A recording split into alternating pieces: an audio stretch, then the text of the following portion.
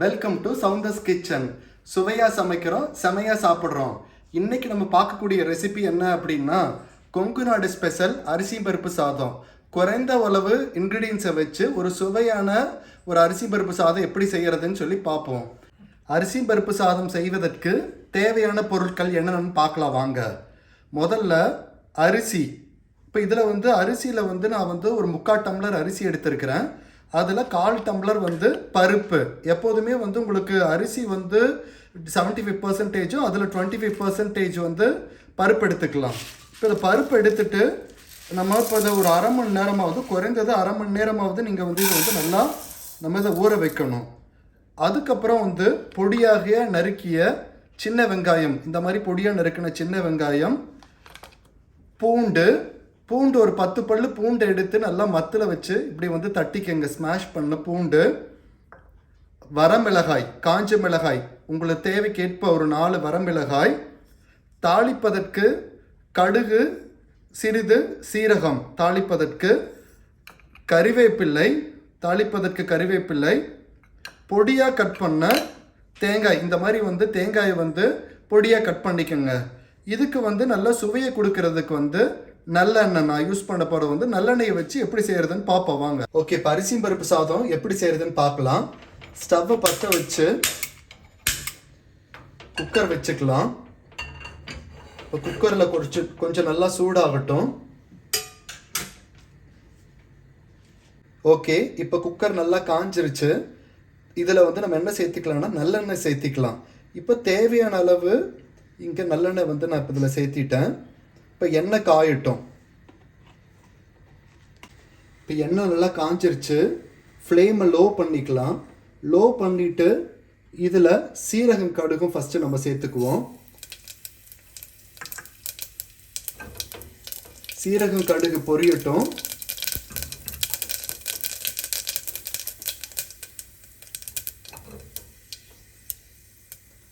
இப்போ சீரகம் கடுகு நல்லா பொரிஞ்சிருச்சு. இதில் நம்ம பொடியாக நறுக்கி வச்சிருக்கிற சின்ன வெங்காயம் சேர்த்துக்கலாம். இதோடையே பூண்டு, நம்ம இந்த மாதிரி தட்டி வச்சிருக்கிற பூண்டு, காய்ந்த மிளகாய், கறிவேப்பிள்ளை எல்லாத்தையும் சேர்த்து இப்போ நல்லா ஃப்ளேமை கொஞ்சம் மீடியம் ஃப்ளேமில் வச்சு நல்லா வதக்குங்க. ஃபுல்லாக எல்லாம் வதங்கணும்.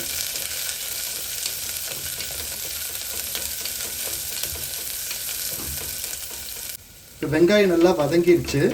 இதில் நம்ம இந்த மாதிரி சிறிதாக கட் பண்ணி வச்சுருக்கக்கூடிய தேங்காய் சேர்த்துக்கலாம்.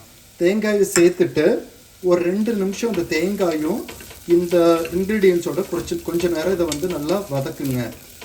இப்படி வதக்கிட்டு இதில் பெருங்காயத்தூள் கொஞ்சம்,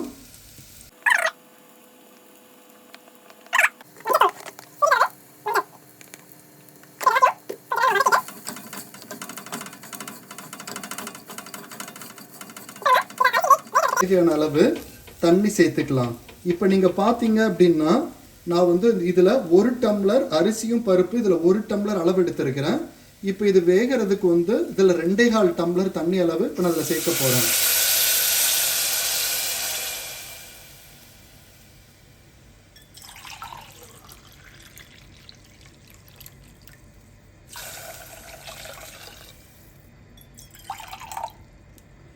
இதில் இப்போ 2.25 டம்ளர் அளவு இதில் தண்ணி சேர்த்தாச்சு. இப்போ ஃப்ளேமை ஹையில் வச்சுக்கோங்க. ஃப்ளேமை ஹையில் வச்சுட்டு தேவையான அளவு இந்த அரிசி பருப்பு சாதத்திற்கு தேவையான அளவு இதில் உப்பு சேர்க்கலாம். இதில் கொஞ்சமாக கல்லுப்பு சேர்த்துக்கிறதுல. இப்போ தண்ணி நல்லா கொதிக்கட்டும். கொதி வந்ததுக்கப்புறம் அதில் நம்ம அரிசி சேர்க்க போகிறோம்.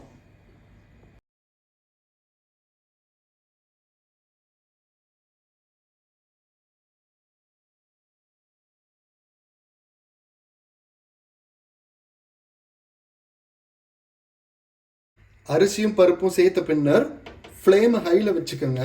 ஹையில் வச்சுட்டு இதை இப்படி 2-3 வாட்டி நம்ம நல்லா மிக்ஸ் ஆகிற அளவுக்கு அரிசி எல்லா இன்க்ரீடியன்ஸும் இப்படி மிக்ஸ் பண்ணி கொடுங்க.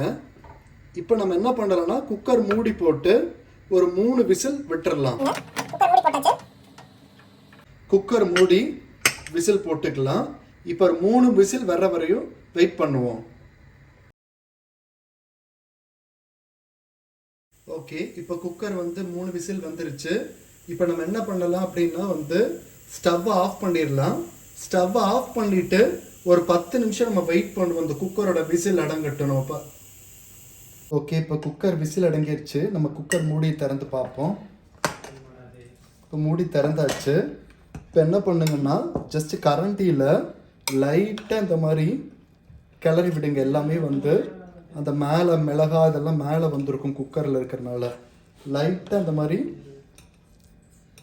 உடையாமல் இப்போது இதை கிளறி விட்டாச்சு.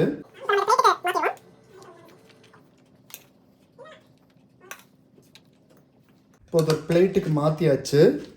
இதுக்கு காம்பினேஷனாக அரிசி பருப்பு சாதத்துக்கு பருப்பு துவையல், அப்படி இல்லை அப்படின்னா நீங்கள் இதோட ஒரு சிலர் தயிர் சேர்த்தியும் சாப்பிட்லாம். அரிசி பருப்பு சாதத்துக்கு தயிரும் மிகவும் சுவையாக இருக்கும். இதில் ஒரு சிலர் இந்த அரிசி பருப்பு சாதத்துக்கு நம்ம நெய் சேர்த்து பிணைஞ்சு சாப்பிட்லாம். அது நல்ல சுவையை கொடுக்கும். இதில் வேணுங்கிறவங்க இதில் நம்ம தேவையான அளவு இதில் நெய் சேர்த்து நம்ம இதில் பிணைஞ்சு சாப்பிட்லாம்.